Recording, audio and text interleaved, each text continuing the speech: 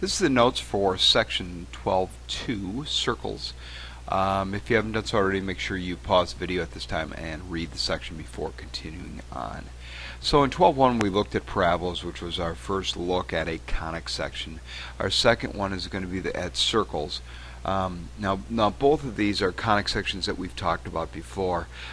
We talked about circles quite a bit last year in your geometry class. So if you think about when we did parabolas, we knew the algebraic piece of it a little bit better than we knew the geometric piece. In fact, we had never even looked at it geometrically.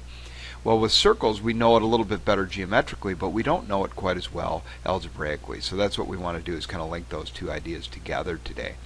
So first of all, a circle geometrically, when we describe it as a set of points, it's all points in a plane a certain distance, which we call its radius, from a certain point, which we call its center. So we've got a radius of a circle, okay, which is the distance, and we have a center of the circle, which is the distance all the points in the circle are from.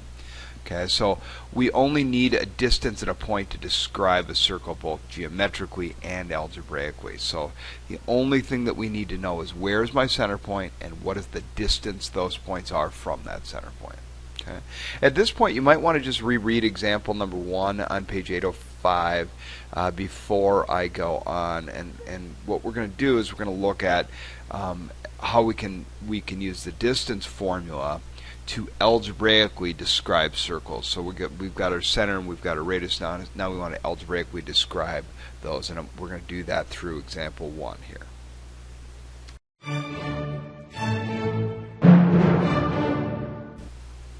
Alright, so let's take a look at example 1 then. It says, suppose a pebble is dropped in still water, starts a series of ripples that radiate outward at a speed of 2 meters per second.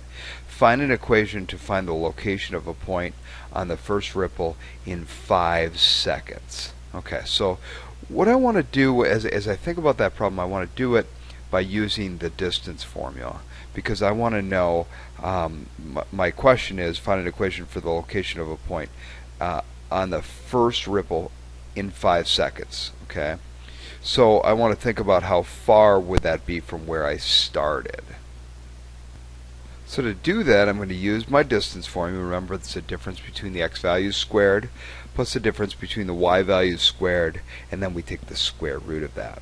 Okay, well, I know that if I think about it from that standpoint, I know that the distance that it would be it's traveling 2 meters per second, and it's after 5 seconds. Therefore, in 5 seconds, we're talking about there'll be 10 meters from where it started. So D is equal to 10.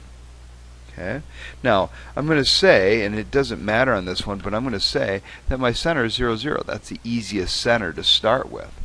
So if my center is 0, 0, what I'm going to do is I'm going to say to find that distance, it's going to be equal to the difference between my x values, which would be x.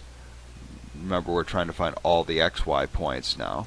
So it's going to be one of the points is x and one of the points is 0, 0. So it'd be x minus 0 squared plus y minus 0 squared is equal to 10.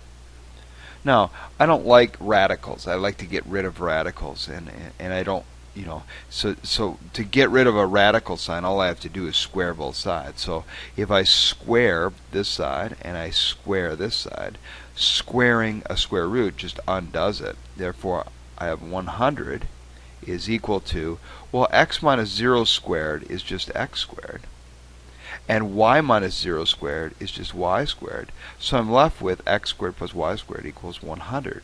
This would represent an equation for all points that are 10 units from that center point.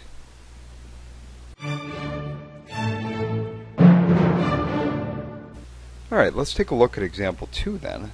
Similar idea, but now our center is not at the point 0, 0.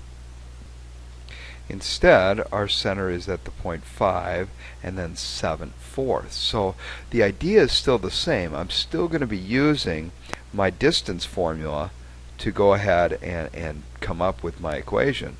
But if I do that, I have a radius now of 15 over 4, so that's my distance, 15 over 4, just like 10 was on the first problem. That's going to be equal to the square root of the difference between my x values, which is x minus 5 squared, plus the difference between my y values, which is y minus 7/4 squared. Okay. And then, just like I did last time, I don't like having that radical in my answer. I'm going to square both sides. And if I do that, over here I get 15/4 squared, or 15 squared, which is 225, whoops, 225, and 4 squared, which is 16, is equal to, and when I do the square root thing, that just gets rid of the square root, and I'm left with x minus 5 squared plus y minus 7/4 squared. Okay, and as you can see, I'm kind of, as I'm doing this, I'm always undoing that square root. So I think that there's just kind of an easier way as we do both. If I look at both of these, there's going to be a little easier way for us to come up with that equation. This would be the equation for this one. So what I'd like to do next is take a look at a more general statement about circles. So this leads us to the circle equation theorem, and it just says that if we have a circle with a center at hk, okay, it's important that we think about that hk. We've been kind of consistent with that as we've been going through a lot of different things this year, and a radius of r, and xy is the set of points. Okay, so if that's the case, we can say x minus h squared plus y minus k squared is equal to r squared. So in other words, if I know three numbers, what is the radius, what is the y coordinate of the center, and what is the x coordinate of the center, I can get the equation for my circle. Okay? Now, all of this follows very nicely with the graph translation theorem. Okay? And we've worked with the graph translation theorem quite a bit, and that's that idea of replacing x with x minus h and replacing y with y minus k. So really what we're doing is we're translating a circle that has a center of 0, 0, but we're translating it h units horizontally and k units vertically. So what happens is we take x out. Okay, so I'm taking x out of this equation and putting x minus h in. I'm taking y out of the equation, putting y minus k in, and I'm taking r and leaving it alone because there's nothing else to do with that. Okay, so this circle equation theorem really follows from the graph translation theorem. At this time, you might want to stop the video and read examples 3 and 4 on page 806 and 807 before continuing on. Make sure you're just familiar with that before I go on.